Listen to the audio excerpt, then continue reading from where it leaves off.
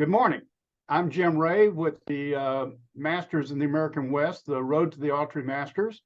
I'm here with professional sculptor Dan Ostermiller, who is one of our artists in the Masters of the American West. We're going to talk a little bit about his career. Welcome, Dan. How are you doing today? I'm doing great, thank you. So, Dan, why don't we start off with a little bit of information about how you came to your career as a wildlife sculptor. I should have mentioned. What was your upbringing in the art world, and how did you progress into the professional status that you've got now? Well, I'm an animal sculptor, and I was fortunate enough as a little kid to have a father that was a world famous taxidermist. Oh. And so I grew up sculpting and didn't even know I was sculpting. Basically being around him and working around him as a young kid. I left there and started. Taxidermy just wasn't anything I was really that interested in, but I knew I wanted to be a sculptor.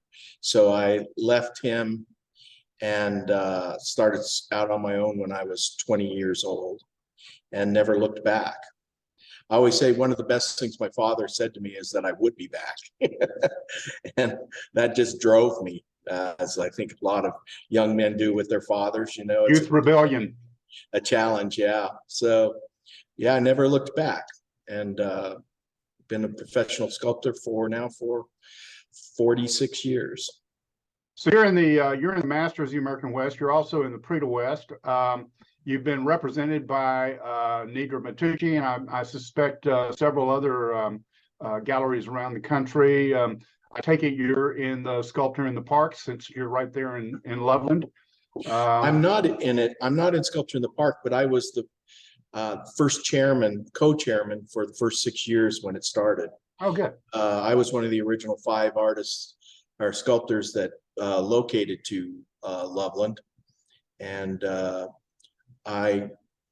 it just got so big, and working in it so hard in the very beginning, I said I walked away and I didn't come back. But it's a very successful show that's really benefits Loveland greatly, so I'm proud of that. Great.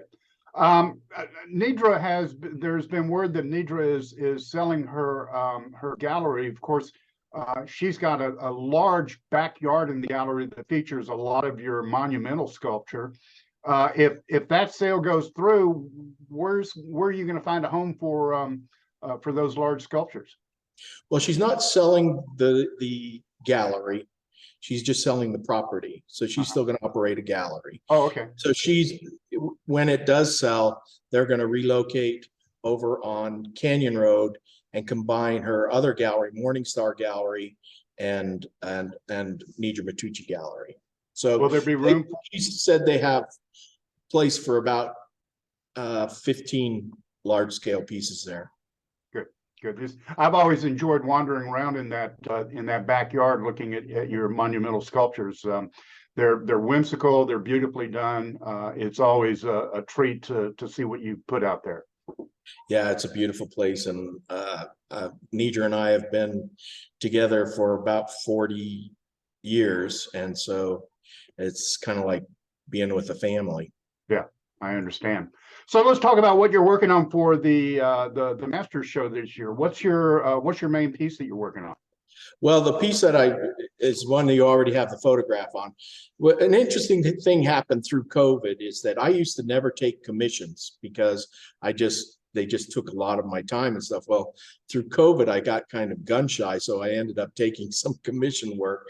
And so that ends up putting me behind on my other pieces. So I decided for the Masters to give you one major piece this year, and I'm working on a smaller piece, but I don't know if they're going to quite get it done on time. Okay, fair enough.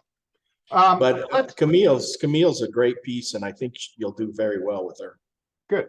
Let's talk about your inspiration. What generally inspires you to work on a new piece? Where do you find your inspiration? Oh, a lot of times it's through travel. I travel all over the world to different sites that have animals, from Africa, Antarctica, Canada, Alaska, And then, you know, I grew up in Wyoming, so I was around animals. And with my father's business, I've been around animals all my life. So I always go into areas and I take a lot of photography. Sometimes my pieces are inspired though by animals I keep around the studio. I mean, I had my dogs here and cats, and I see your I've puppy had rabbits. at the back door there going, Dad, let me in. Yeah, yeah, that's right. I didn't realize you could see him there. Yeah. Okay, great. So do you see anything changing in your career going forward, or is it pretty much keep doing what you're doing? Keep doing what I'm doing. You know, I've always challenged myself, and sometimes I'll work in change my style up a little bit, change my designs up a little bit, where sometimes I'll do real linear pieces and looser pieces, things like that. Just it keeps it fun for me.